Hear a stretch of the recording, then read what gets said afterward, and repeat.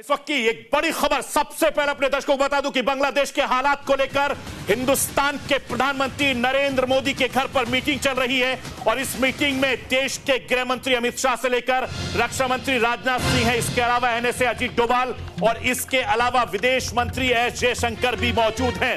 High level की meeting इस वक्त चल रही है देश की राजधानी दिल्ली में। तमाम बड़े नेता इस वक्त प्रधानमंत्री नरेंद्र मोदी के घर पर हैं, जहां पर लगातार बातचीत चल रही है, बैठक चल रही है और बॉर्डर से लेकर पड़ोसी मुल्क पर किस तरीके से हालात हैं, वहां के हालातों से निपटने के लिए हिंदुस्तान में भी लगातार बैठक चल रही है। चूंकि आपको मालूम होगा पड़ोसी मुल्क पाकिस्तान में हालात बद से बदतर है, श्रीलंका में हालात बद से बदतर हो गए थे और अब पड़ोसी मुल्क बांग्लादेश में जिस तरीके से हिंसा हुई है वहां पर भी उसको लेकर तमाम तरह को लेकर हिंदुस्तान के प्रधानमंत्री नरेंद्र मोदी से लेकर तमाम जो हाई लेवल की मीटिंग में इस वक्त एनएसए से लेकर रक्षा मंत्री से लेकर विदेश मंत्री से लेकर तमाम अधिकारी मौजूद हैं। वो लगातार ये चर्चा कर रहे हैं कि बॉर्डर पर हिंदुस्तान पर किस तरीके से सुरक्षा मुस्तैद की जाए, उसको लेकर एक बड़ा सवाल बना हुआ है। क्योंकि हम हिंदुस्तानियों के लिए भी एक बहुत बड़ी चुनौती है और बांग्लादेश में जिस तरीके से कारोबार होता है उसके तार भी हिंदुस्तान से जुड़े हुए हैं। चूंकि लगातार बड़े लेवल पर बांग्लादेश ने अपनी पहचान बनाई थी।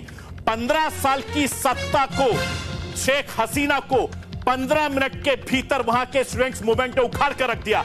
यह सबसे बड़ी चुनौती बांग्लादेश के लिए है और इसीलिए हिंदुस्तान में भी लगातार चूंकि जिस तरीके से विरोध प्रदर्शन हो रहे हैं आरक्षण को लेकर, किसान आंदोलन को लेकर, तमाम मुद्दों को लेकर हिंदुस्तान में भी पिछले काफी वक्त से जो विरोध प्रदर्शन हो रहे हैं उसको मद्देनजर रखते हुए इस वक्त हिंदुस्तान के प्रधानमंत्री नरेंद्र मोदी के घर पर हाईकमान मीटिंग चल रही है। इस मीटिंग में गृह मंत्री अमित शाह मौजूद हैं, इस बैठक में रक्षा मंत्री राजनाथ सिंह भी मौजूद हैं, विदेश मंत्री एस जयशंकर भी मौजूद हैं, इसके अलावा एनएसए अजीत डोभाल भी मौजूद हैं और तमाम बड़े अधिकारी लगातार मौजूद हैं। तीनों फोर्सेस के जो अधिकारी हैं उनसे बातचीत की जा रही है।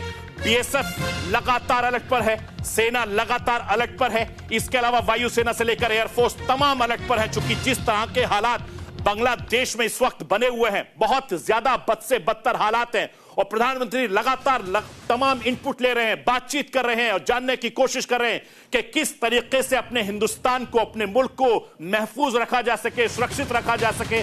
क्योंकि लगातार एक के बाद एक कई देशों में इस तरह के हालात बने हुए हैं। जैसे मैंने आपको बताया कि पाकिस्तान में ऑलरेडी बद से बदतर हालात हैं, श्रीलंका के हालात किसी से छिपे नहीं है और अब इस वक्त जिस समय मैं आपसे बातचीत कर रहा हूं बांग्लादेश में लगातार विरोध प्रदर्शन हो रहे हैं। शेख हसीना जबकि सुरक्षित निकल चुकी हैं, सेना के विमान से वो दिल्ली लैंड करी हैं और उसके बावजूद भी अभी हालात वहां पर संभले नहीं है।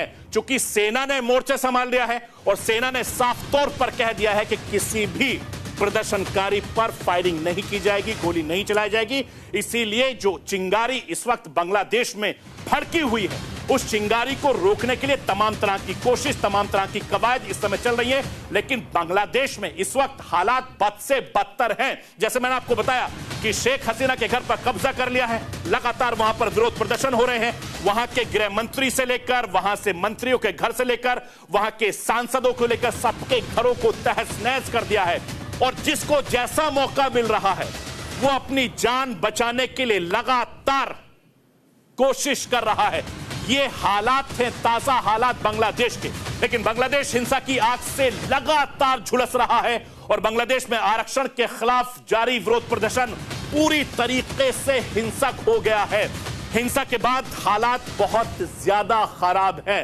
लाखों की तादाद में भीड़ इस समय बांग्लादेश की सड़कों पर है, सरकारी संपत्ति को आग के हवाले कर रही है, नुकसान पहुंचा रही है और जो प्रदर्शनकारी है, हिंसक है, शेख हसीना ने उनके घर पर भी लगातार विरोध प्रदर्शन कर रहे हैं। इसके बाद प्रधानमंत्री शेख हसीना ने इस्तीफा दे दिया है और उसके बाद ढाका पैलेस छोड़कर वो देश की राजधानी दिल्ली पहुंच गई है। एनसीआर में इस वक्त मौजूद है, उनको सुरक्षित जगह